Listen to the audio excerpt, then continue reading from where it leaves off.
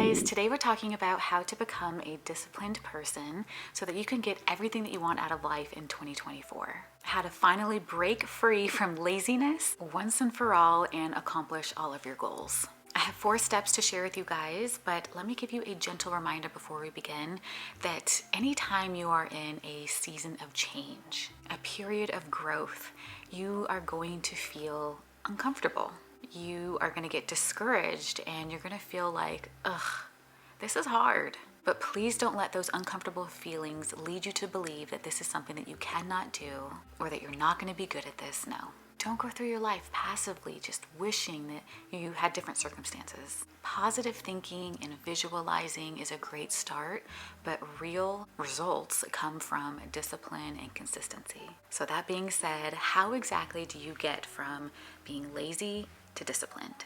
Step 1, view discipline as a self-care act. Adjust your mindset from thinking that discipline is a chore or a punishment. Discipline is something that you choose to do each day to actively invest in yourself so that you're able to grow and blossom into this best version of you.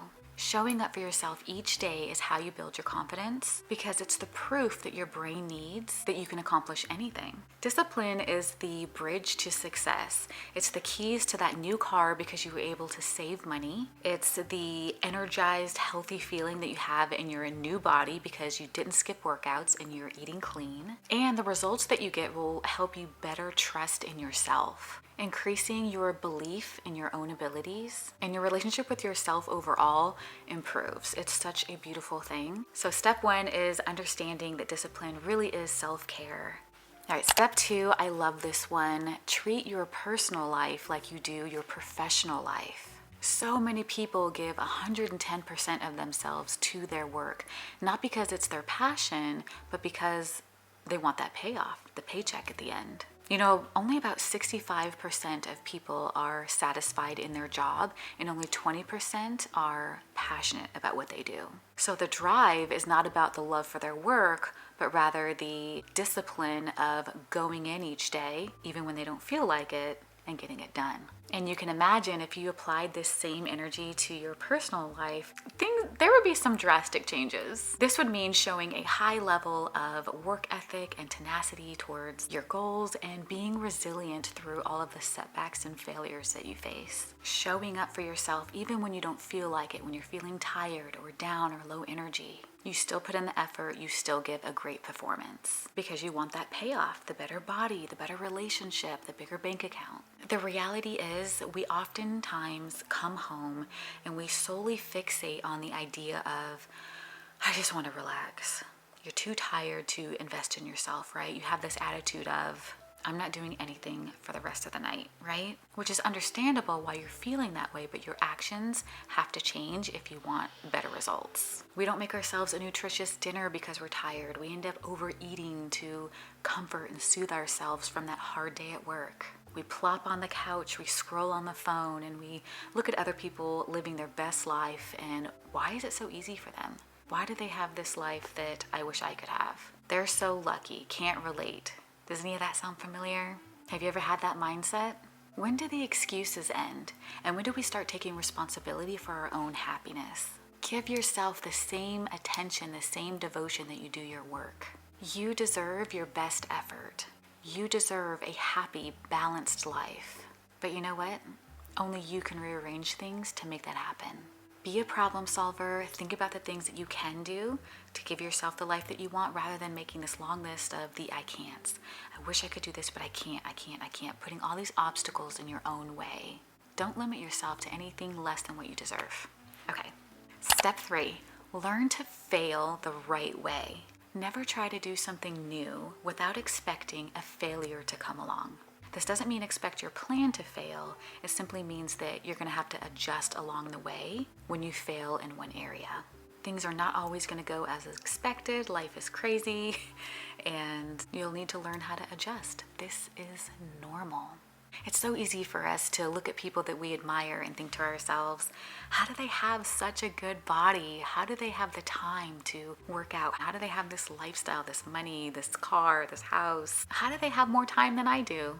They don't. They're just a regular person just like you, but the behind the scenes of their life does look different than yours because they learn to think differently than you do, and they have discipline within their craft.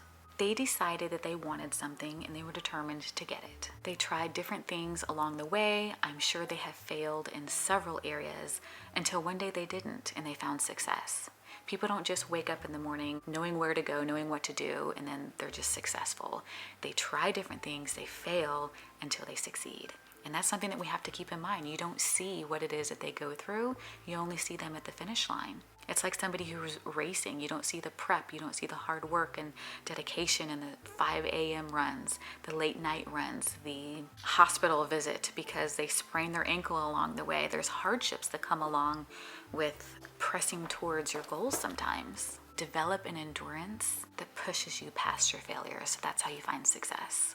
So failing the right way simply means understanding that it is part of the growth process. Once you fail, accept it, don't dwell on it, do not make that same mistake again, don't give up and move forward.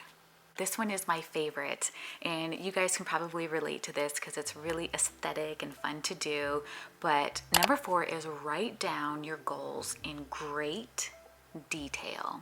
That's the key. It is not enough to write down 1 to 3 goals on a sticky note and stick it, in the bathroom or in your bedroom on the wall where you can see it every day, and then 6 months later you're like, I still haven't done that. That's strange.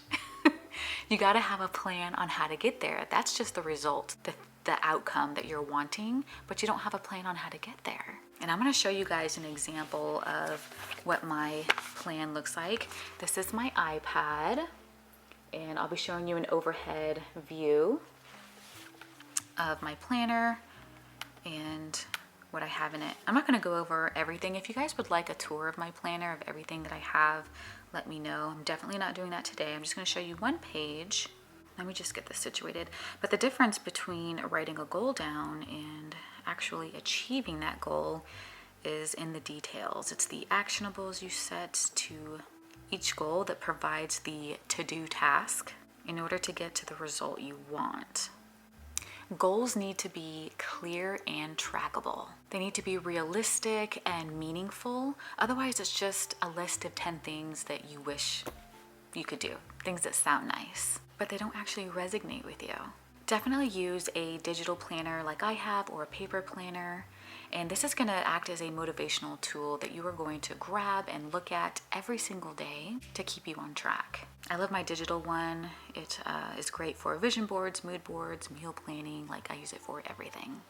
All right, here's my planner, guys. I have it zoomed in as much as I can. This is my productivity page. I love that the vision board is the first thing on here, and this is what mine looks like. So I have a couple of things on here that are motivating me for the new year. I'm wanting to get strength and flexibility and all of that, so I have stretching and strength training and Pilates here.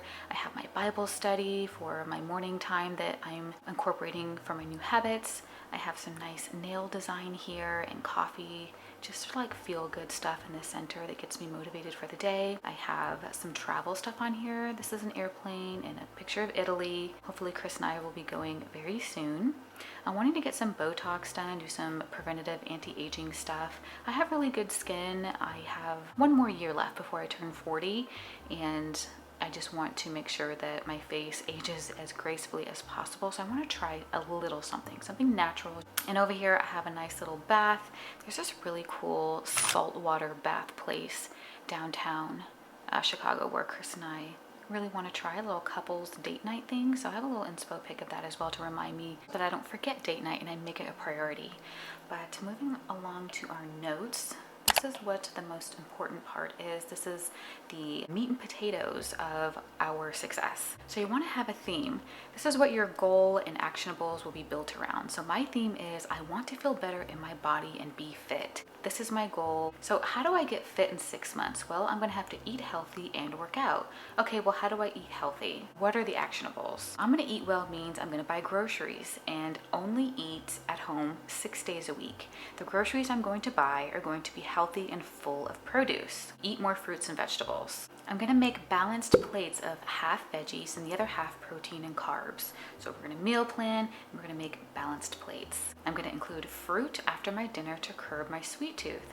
I don't wanna overindulge and eat too many sweets like I tend to do, so a piece of fruit is gonna help me with that. So by doing these things, that's how I'm gonna eat healthy and that's how I'm gonna get fit in 6 months.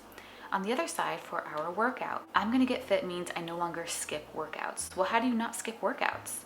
Well, I'm gonna try scheduling a class. I went ahead and scheduled my very first Pilates class for January 9th. So excited for that. You sign up through an app or a website, and if you don't show up, you forfeit the money. So it's an accountability practice, making it a non-negotiable working out first thing in the morning. This is what the details can look like, breaking everything down until it looks easy. I like to utilize one goal per page, just makes it clean and organized and clutter-free. This is how my brain works. So I will have several pages of different goals with different themes. All right, so for those of you who don't know, I am a housewife and content creator now, but I was a single mom with a full-time dental job before I met my husband, Chris. I changed my own life by applying these steps, putting in the work, and of course, praying through it all, because being a single parent is extremely emotionally taxing. And if you know, you know.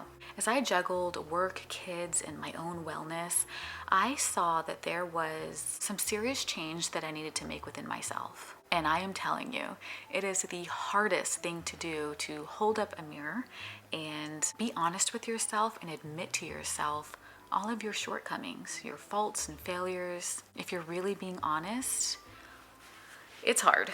It can be a gut punch if you're wanting to make real internal change and just understanding what it takes to get there, the work that you need to put in. So I do understand, and I wasn't always in the, blessed position that I get to be in today. All right, guys, so this was my very best practical advice that I could share with you. This is exactly what I tell my own 2 children who are 20 and 17 years old. I want to help them live their best life and achieve their goals. And I think that having this type of plan makes everything attainable and easy. I truly, truly believe in these steps, and I hope that they were well received by you guys. I hope you are feeling joyful and inspired, motivated for this new year. I'm also going to link the Etsy store down below where I bought my digital planner. But please be careful, you guys, because there are scammers on Etsy. They're everywhere, and I almost got scammed the other day. I purchased a different digital planner, and the seller is supposed to provide a link that you can see under your purchases in your Etsy account. Well, the download link was not there, and they wait for you to message them. So I sent a message to the seller and said, hey, the link isn't here. And they responded with, oh, you can't download from Etsy, so just follow this link here. And stupidly, I clicked on the link and it took me to Google Drive, and they wanted me to download 4 separate links from Google. And that is the whole Google Drive thing is a known scam. So I didn't click on any of those. Never click on links. Keep everything on Etsy. Everything that you purchase should have a downloadable link in the purchases section of your account. So just so you guys know. Don't forget that you can always follow me on Instagram if you want to see what I'm doing in real time. Thank you so much for being here with me today. Have an amazing rest of your day, and I'll see you in the next one. Bye for now.